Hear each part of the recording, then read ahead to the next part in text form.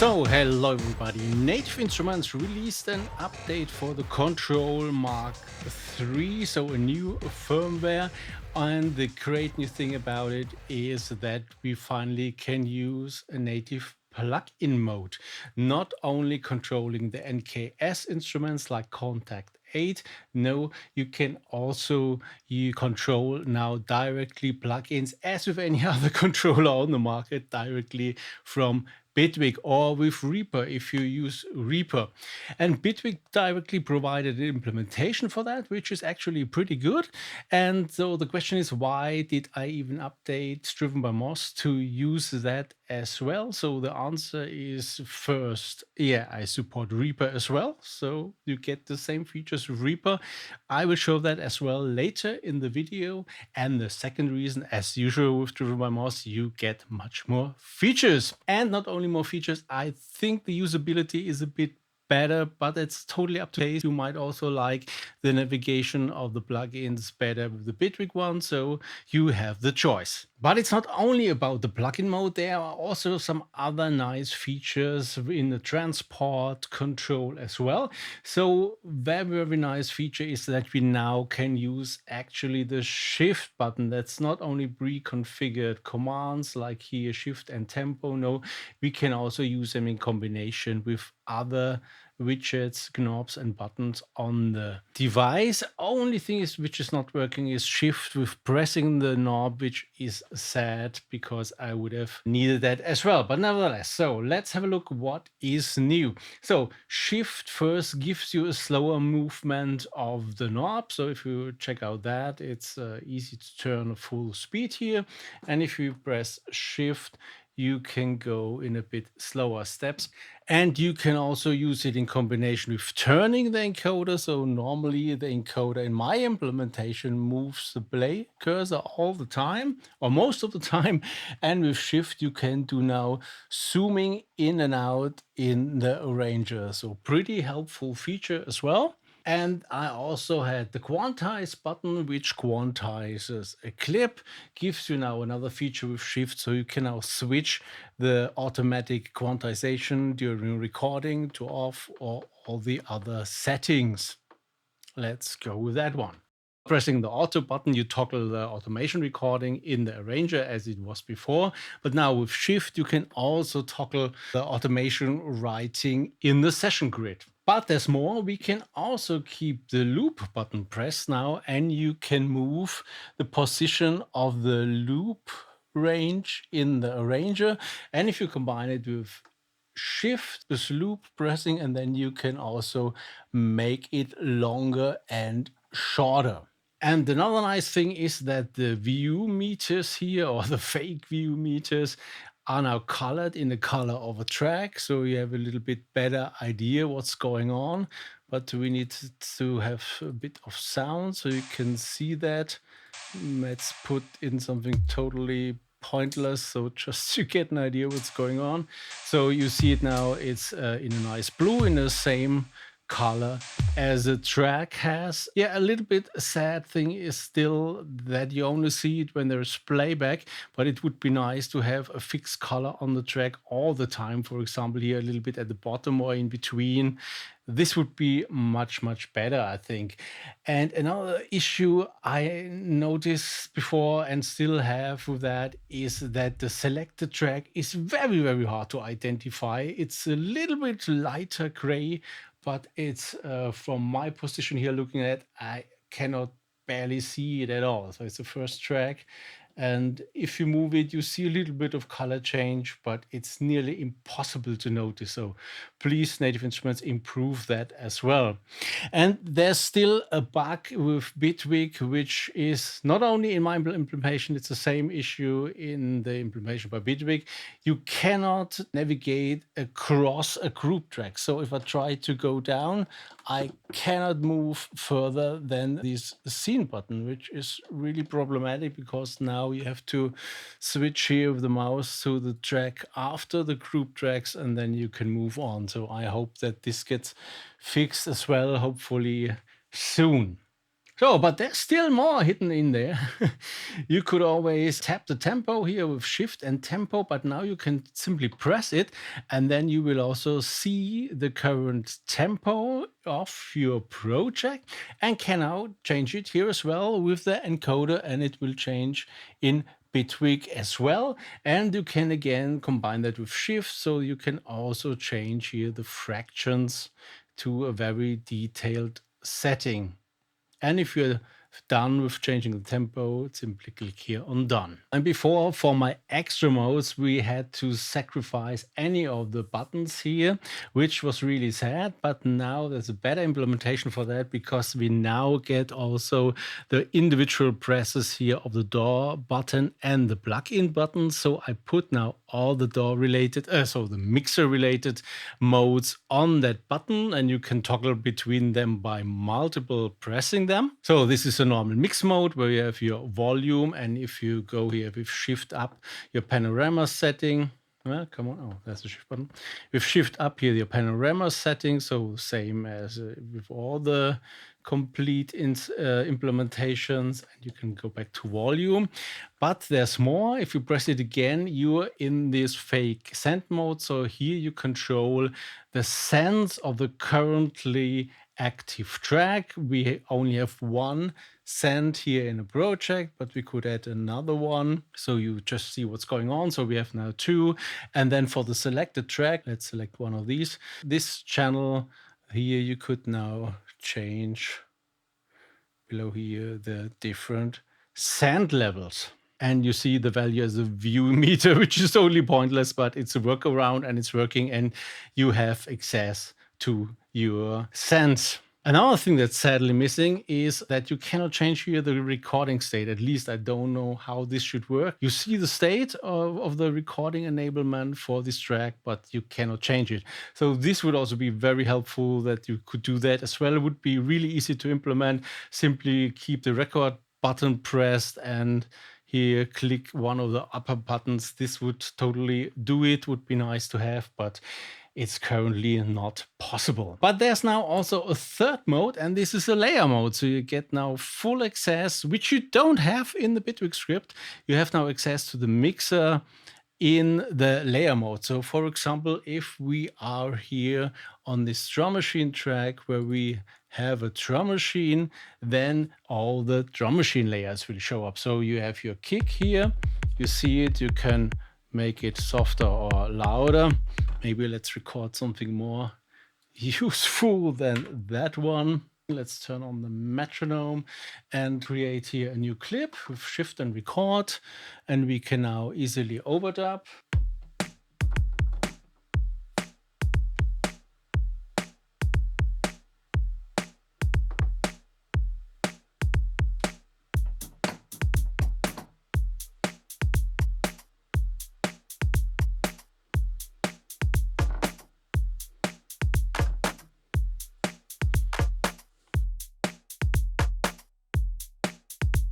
This is just to show you that the view meter is working here as well. Also, the colors are working, so you could recolor the individual lanes here, the individual pads. So you could, for example, make that red, and this would also show up in red here. And now you can adjust the volume to your heart's alike. You can also jam with that by muting stuff.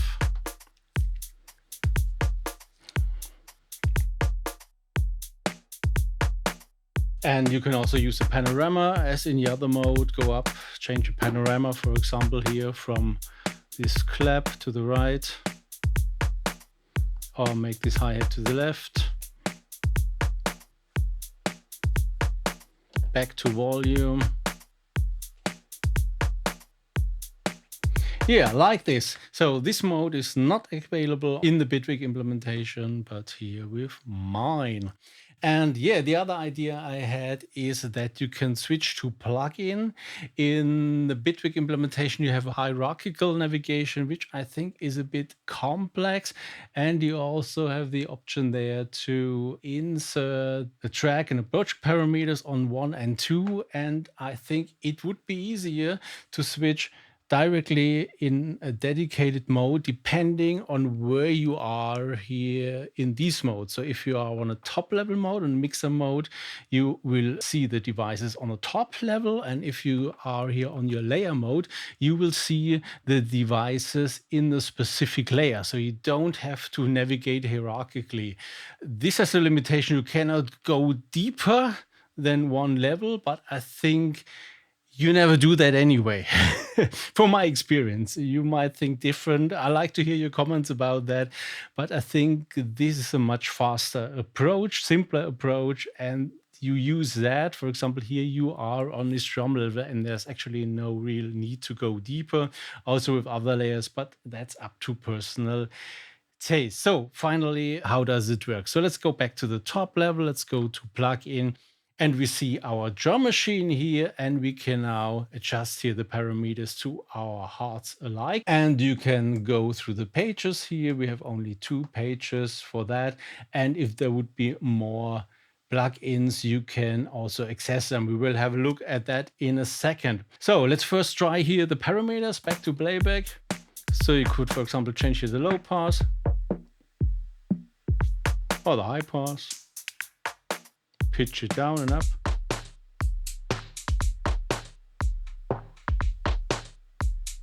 So already do some funny stuff with that.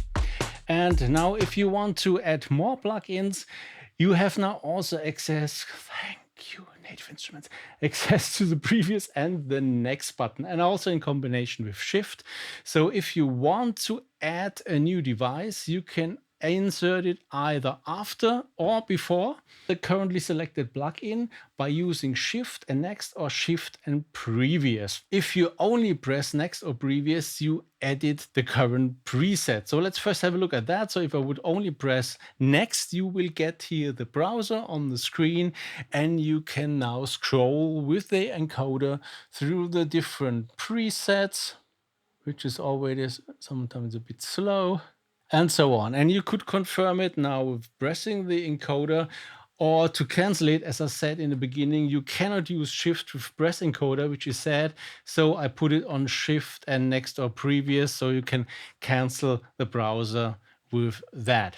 But what we actually want to do is add an effect after the drum machine, and for that we press Shift and Next. So you get here again the browser, and you can also not only scroll through the different sounds, you can also filter the categories by using Shift and the encoder. So you can now scroll through the categories to select the actual effect you want. Let's say destruction. What do we have here? Beat sweep, no idea, but sounds cool. Pressing the encoder to actually load it.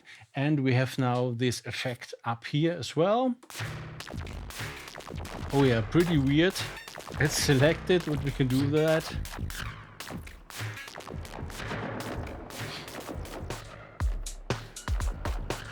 Or like this maybe.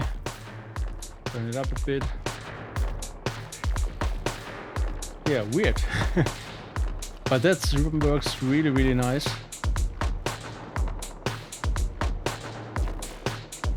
And as you know, with Bitwig, you can change all of these parameters, their order and their pages and all that stuff. And you could add more to that as well. So maybe let's go here to a different track. Let's go here to the empty one. So also if you're on an empty one, you can simply press one of these buttons to open the browser. And let's take something very simple. Maybe let's go with an FM4. Oh, we already turned up here the send effect, so let's turn down the send effect. Yeah, pretty simple. Let's go back to the plugin, and let's say we want an arpeggiator for that. So we press now Shift and Previous to insert a plugin before it, and let's select here the arpeggiator. We are good to go.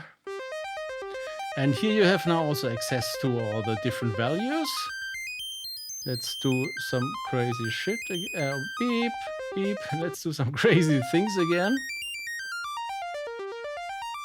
What else? I don't know. Rate, octaves, time rate, steps, trigger, gates. What else do we have? Pitch. Oh, you can also access here to the interesting.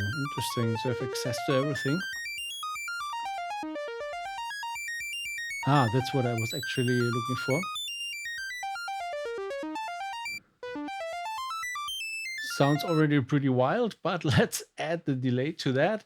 Let's go with Shift and next. And we again have the browser. Oh no, still we need to confirm the arpeggiator. So now we can insert something new, but we actually wanted to have it after the FM4. So we need to select the FM4 and then we can do Shift and next and have our browser and can now select something meaningful. Let's say go with delay plus and let's hear that. Now that's cool.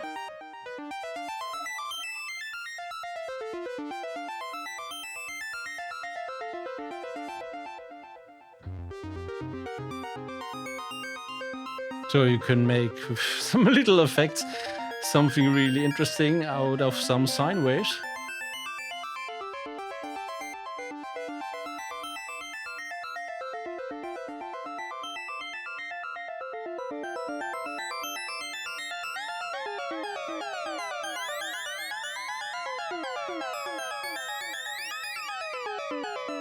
So pretty funky. And you have already noticed, I guess, that here is a nice Bitwig logo. And I was also wondering, how can this show up? And it turns out it's really baked into the device. So it's actually really coming from the hardware. And I thought, okay, there must be more because with Reaper, there's a generic one and the generic one looks pretty bad, it's hard to read. So I gave you the option in both Reaper and in Bitwig to select your favorite one. So you can now say, I prefer for any weird reason Cubase or Live or Digital Performer or Logic Pro or this generic one. Let's have a look at Cubase. It already changed. Sometimes you need to restart. I'm not sure when you need to restart or not, but here it seems to work directly out of the box. So you have Cubase, the generic version, which looks really colorful but very hard to read, I think, here on the background, especially here. Or if you want to be alive or digital performer. So the darker ones are, especially I think in darker environments, easier to read. So it's up to your choice. But back to Bitwig. And yeah, as I said, you have now the editor on different levels and don't need any hierarchical navigation. So if we go here to the drum machine, we can go now on the layer level. So you simply select here the layer level where we already did mix the drums a bit. And if I go now here into the plugins, I see a sampler, and this sampler has now the pitch. So this is a sampler of the kick. So we could pitch the kick or up. And you can also do that with the other one. So you can select the one you have. This is a snare.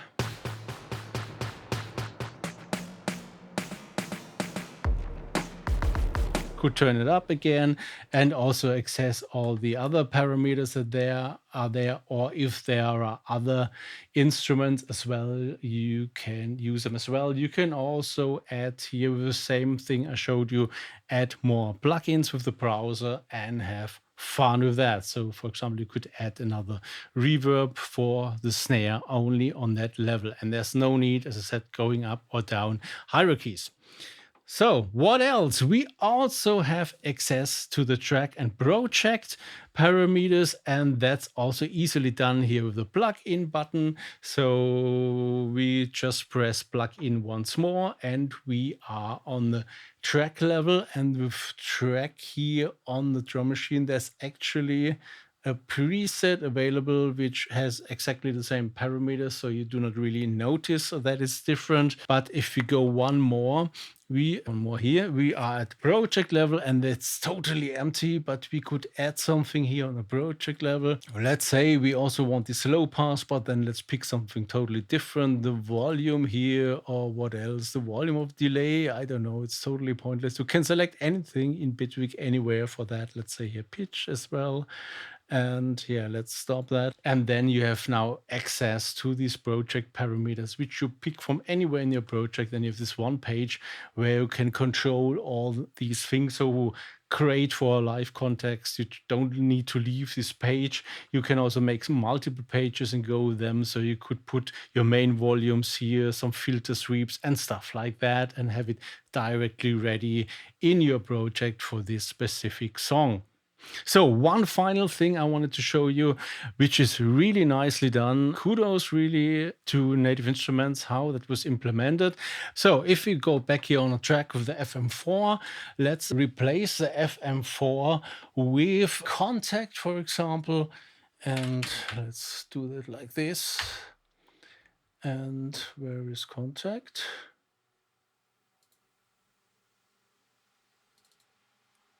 Takes ages to load Contact 8. Doot, doot, doot, doot, doot, doot, doot. So finally we are here and there is Contact, and let's load up something. So now we get the browser as you see here, and the browser is here. So let's load anything. Why not? Let's just pick the first one. And we should go from project here back to the normal view. And there you see now it's the old NKS view you already know, but now we can switch between them. So here's the arpeggiator.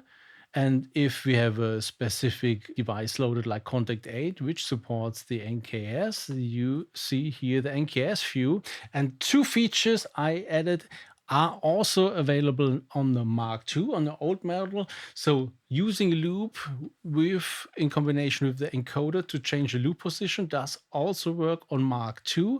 And you can also use the encoder if the browser is open, but you need to open the browser from Bitwig. If it's then open, you can navigate in the results with the encoder. It does not work with Shift to sort the categories, only the results, but you can also confirm it by pressing. So turning for scrolling in results and confirming by pressing does also work on the older Mark II models.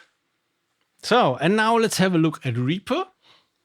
So here's a little test project in Reaper, and you also see it looks pretty identical. Let's start it. You see a little bit of nonsense here in this project. So here you see also the different track colors. It's only two tracks which actually create some audio, and this is totally the same. So what can you do? You see also this tempo changing does work. You can change that too. You can leave that again. You can do the thing with the loop, so you can change the loop as well. And all the other shift functions work nicely as well. You don't have a layer mode because there's no devices with such a layer features in Reaper, but nevertheless, you can also switch to the sends. There are no sends on this track. There's a track with sends. So if you go here, there we see now these 5 sends we have, and these can be also then adjusted as well. It's a bit hard to see. So here we can adjust these send levels. As I said, it's only it's a pretty pointless test project. Also, you can go here to the plugins. So we need to go here back to that track where we have all these plugins, and there you go to plugins. And here you see you have also the Recom, the Re-EQ, and the Valhalla plugin, and you get also all of the different parameters which you can adjust and configure as well in the DrivenByMoss dialog if you want to have a different setup. It's Bitwig here, but as I showed, you can change here the background as I showed before in Bitwig as well. You have also track and project parameters, which means if I toggle here, track parameters are the ones we have here on the track. So you see all these parameters, but we could also switch to that track where we have this filter frequency and resonance, and you get these parameters. Yeah, it's not set up, so you cannot hear it here from Reaper, but you see it's working as well, that we can change these two parameters. And if we go here to the project parameters will show up here from the master track. And here is this mix parameter configured, and that's the one you can turn here. Yeah, besides that, it's identical, so you can use that machine now also nicely with the new firmware and Reaper. Phew, long video. What do you think about this? Tell me down in the comments. Did NI finally get it? Or is it still missing too much stuff? Tell me down in the comments. And until next time, make some funky music.